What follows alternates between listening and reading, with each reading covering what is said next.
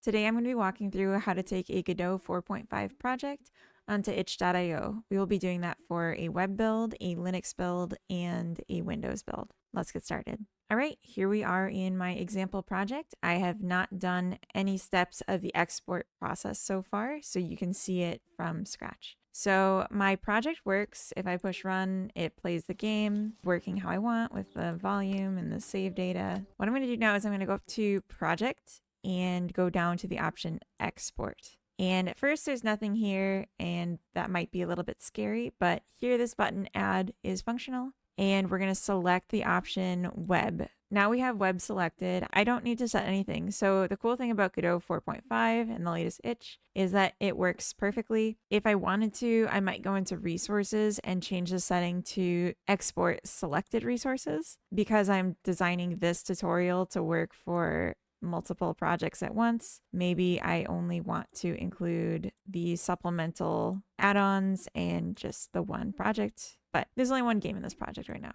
So export, I'm going to create a new folder, and I'm going to do it in this game project in case I want to do multiple projects in here. And I'm going to name the folder build, and then I'm going to make a new folder within that, and I'm going to call it web. And I'm going to rename the best project ever made.html to index.html and deselect export with debug. So this is going to create a web buildable game. It's really important it's named index. That's how itch needs it to be read. All right, save. Okay, we'll open in file manager. And even though it doesn't show on here, we can see the build directory is here. And if we look inside, you can see a bunch of stuff in addition to just the index file that we had created. So what I will do, going up one level into the build directory, I will right click on web and I will compress to a zip. So this will be our web project, and let's go ahead and do the same thing for the Windows and Linux builds, and then we can set up the itch page. All right, so Windows, desktop. Again, I'm not going to change anything. I'm going to embed the PCK. That's the only thing I will do. So I'll export the project. I'm going to make a new directory, call it Windows. And since this is an exe, I can just call it, I think I called it Vineyard Clicker in the game title. All right, so we'll save that with no debug. And then let's do the same thing here, add Linux. And again, we're going to embed. So the reason I embed the PCK is because it's a little bit harder than to extract it later. And I don't want people to easily have access to my files. Call this Linux. Save all three directories, and for each one I'm going to compress it to a zip. I'm just going to add all of this directory, the build directory, to my git ignore. And so we're just going to have our export presets set. That's the settings for all the different builds that we did today. If we had done anything unique, we definitely want that saved. We don't want git to be managing these larger files that we're going to be updating probably very often. And then the next thing I'll do is jump over into itch.io. So this is the view if you have a creator dashboard, which you get just by creating your account. Just make an account and you should have a creator dashboard. So if we scroll to the bottom of this page, there will be a button here. Yep, create new project. Click that and we see the new project view. So I'm going to give it a title, Vineyard Clicker. That's what I named it in the cover image. And it automatically populates a URL, and I think that's a good one, Vineyard Clicker. Perfect. It's off of my name, so it's really hard to have a conflicting title. I'll come back to the short description or tagline. Let's just jump to where we're doing the types of project. I'm going to say that this is an HTML project because it is web playable. It is in the status released. I'm not going to be doing any more work on this project, and I'm not going to accept payments. I don't think anyone should be paying me for this. This is very simple. And we'll click upload files. So first we'll pull in the, oh, I'm sorry, this is the wrong game project. Go to the build directory and we'll grab the web build, upload it. And this one's going to be set to this file will be played in the browser. Upload the other files. I actually could have done them all at once. Selected all three. So we'll import the other two, and these ones will not. This one's going to be set to Linux. This one's going to be set to Windows. Executables for each. We don't want them hidden, we want them available, and this is gonna be the web playable version. Let's do an embed on page and like add the full screen button as an option. And if I go back over to my project, go to my project settings, you can see the window that it was designed for is in 1152 by 648. So I will type that in here, 1152 by 648. Oop. I pushed enter and it saved my page.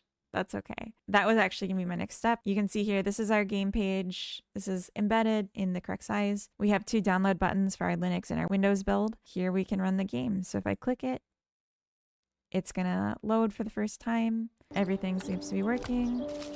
There is a limitation for what itch can handle for the size of your HTML folder. Mine's incredibly small, so it's not really running into an issue, but there is a limitation, so you might get a warning about that if your project is too big, in which case, if you can, please just like reduce the size of your project. I can make a video if you're curious on ways that you could make your project smaller and save space, but otherwise you will just have to do a Windows desktop build. And then we have the option here to write a detailed description of your game, and that will show up in the bottom. So hello world, and there it is, hello world. So genre, and then you select tags. It said as visibility draft. We're going to keep it that way until I finish setting this up at least. But I can still go into it, and if I wanted to, I could click secret URL, and then it shows this secret attached URL. And if I shared that, even though my game's not published, it's just a draft, I could still share it to people to get feedback or whatever. We're going to jump over to metadata. It's good to include, so this is just played with a mouse. It doesn't have sensitive content. If your game is not safe for work, like it's in some way sexual or violent content, like explicit gore violent, not just like jumping on a Goomba violent, you're going to want to make sure you check this. So then engines and tools, I set Godot version 4. I could have set that as a tag on the other screen, but setting it here is like getting a free tag because people do search for Godot on itch. We can set an external link. I'm just going to add a link to my YouTube and specifically to the playlist that I developed this game on. I have a cover image I can upload. The required minimum is 315 by 250 pixels, but recommended 630 by 500. But I think there is a limit on the file size for this. No goals, just click. Short and sweet. Okay, so I just wrote a nice little description here. The red text with the underline means it's a link. I'm going to click the link button, insert link. I want this opened in a new tab, and I have them on the other screen here. I normally wouldn't list all of the assets I use like this with links, especially not shaders and fonts. But in this case, because I'm doing it for a tutorial, I want to make sure that there's an easy way for them to find the exact assets that I used. Okay, so now we have the page. The information's here. But gosh, it's ugly, isn't it? It's just white on white. It looks so bad. So let's edit the theme. It's not the best thing I've ever done. Our gameplays, and that's what really matters. Let's say, for example, we're on our page and we're someone else and we want to play it in the Windows zip. We would click download. I'm just going to step through very quickly how this goes. All right, thanks for downloading. It's in my downloads now. Extract it. The folder's called Windows, so I probably should have renamed it to just like the name of the game. I think that probably would look nicer. And you can see here, there's just like a little Godot icon, the name of the game. So if I double click, I get a warning and I have to click more info and then run anyway. That is typical, and that is a huge deterrent in why people don't usually play downloaded games from itch. So you can see my score is still here from my debug build because it's accessing the same location for my saved game data. And you can see also it says up here the best project ever made instead of Vineyard Clicker, which is also not ideal. I want it to say Vineyard Clicker when people play it. So in order to change that, I would just go into project settings and I can configure the name of the project.